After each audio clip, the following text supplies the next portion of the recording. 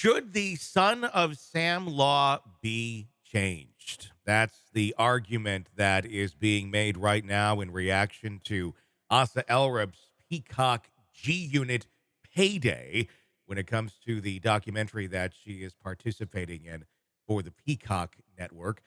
They're trying to get that little loophole that's in there removed where family members can profit off of a book, a movie, documentary in this case, uh, from someone that has allegedly committed a horrible crime, like her husband is accused of, Rex Heuermann, accused of being the Long Island serial killer. This is an interesting argument, and I'm curious to get your take on this. Bob Motta, defense attorney, host of the podcast Defense Diaries. Go and download that as soon as you're done listening to this. Always fascinating conversations in that show. Uh, I don't know. I don't even know how I feel about this. Number one, I don't really think it's a great thing that Asa's getting $1 million payday on this, although it's rights to use her image. That's how they're wording it, so it doesn't look like Peacock's paying her.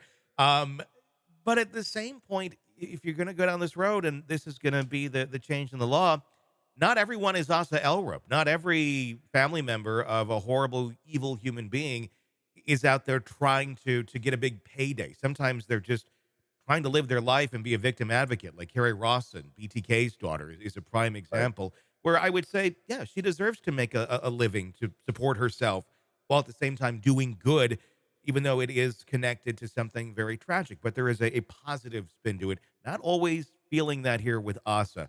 Bob, what are your thoughts on this proposal to this bill?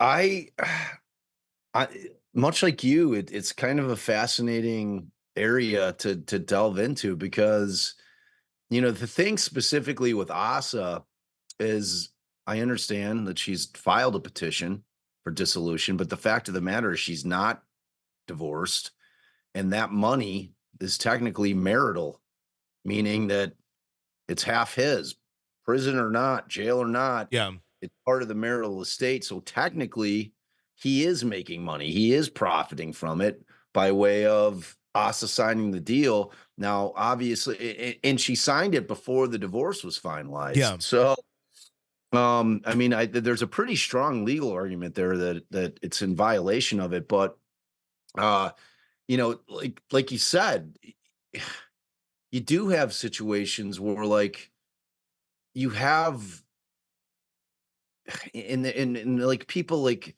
I think sometimes forget that like people like Carrie Rawson or if you really do have a spouse that is unwitting as to what their husband is doing and is turns out that they're a monster and they didn't know they're victims. It's a much different type of victim than obviously the people that lost their lives or the victims' families, but they're a victim nonetheless.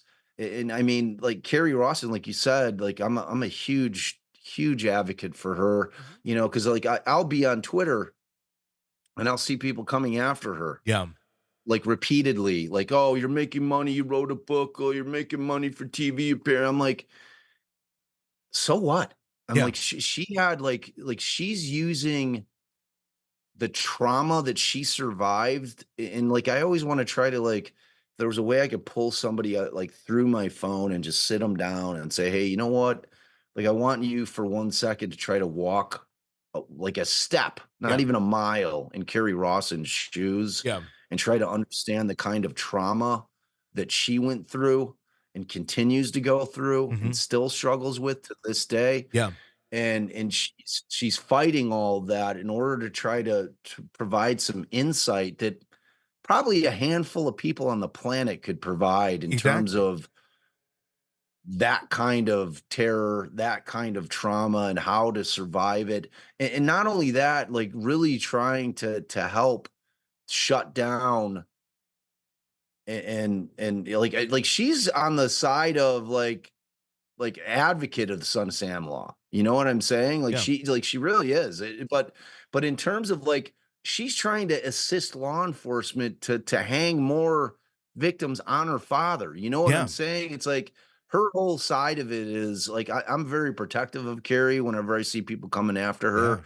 So like I mean you make a great point. I mean there are certainly circumstances where people that are willing to do work, and believe me, writing a novel is work. And when you're having to go through something as traumatic as that and reliving it in terms of writing a book, believe me, she's feeling every bit of that. Yeah. Like when she's and like to say that somebody that's willing to put themselves out there and expose herself to the hate, Yeah. like they're just people out there that just are like, that Yeah. there's no getting through to them. They're like, no, man, it's like that no one should be profiting off this. I mean, like, because you can extend it to what we do. Oh, yeah, you Like the could say, entire yeah. true crime, like Yeah. we're all making money Mhm. talking about other people's misfortune. Yeah. I mean, it's like we always hear about that argument. I think that all of us have tried to shift to a much more ethical approach to it. Yeah. I think that all of us are trying to be way, way more considerate of the victims and their families' feelings. Yeah. I think that, you know what I'm saying? It's like back when it was all sensationalized, like they weren't even thinking about the victim. So I think in a very positive way that we've made a huge turn with respect to how we're treating the content, understanding that this is, that we're covering the worst day of someone's life and then the worst day of their family's life, many times. And that we have to be incredibly respectful of Yeah. that and do things with grace and kindness and the understanding that this is, a very traumatic experience for somebody. So, but at the same time, we're still doing it, Yeah. and there's a lot of like, I don't know that there's a bigger genre out there Yeah. right now than true crime, Yeah, I man. mean, So I mean, it really comes down to intent on something like this. But how do you legislate intent when one person's intent can be completely good? Like in our world, it's informing, it's educating, it's helping people understand this world and the monsters that are out there in it and the psychology of it. In Carrie's case, she's out there, and like you said, one of the very few people on the planet who has the perspective that she does from where she came from to help to be a victim advocate, to be doing good and taking that trauma and making it for good. And then you have something like this where I don't know what Asa's intents are, but on the surface, it doesn't look good optic wise. It looks very much like trying to profit off of this death or these murders. I mean, it could be different, but if one has the intent of let's get a payday out of this, and it's not for good, yeah, I see where this law would make sense, or this expansion of the law would make sense. But again, I feel like this the Asa Elrups of the world are like 1 in 100 out of everyone else who may be in a situation like this. So it's a tricky place. yeah, it is. And as far as Asa goes, I mean, we kind of do have an idea. I mean, when she made the play to get the guns back, Yeah, crying poor. I mean, like we know that she's making the play for the money. yeah, She's claiming that, she doesn't have the money to live. Like I don't know what their financial situation is. I know that they own multiple properties. I mean, the guy was an architect. yeah. I'm assuming they have some assets. I don't know, We but don't know, but yeah, like with her, the only way that I can see it is it's kind of sleazy. yeah, Like that's just how I feel about her. That's what the optics are on it. And that's why I'm really can we had this conversation like a few weeks back about y- you know the intent of that filmmaker, the documentarian, is to nail her.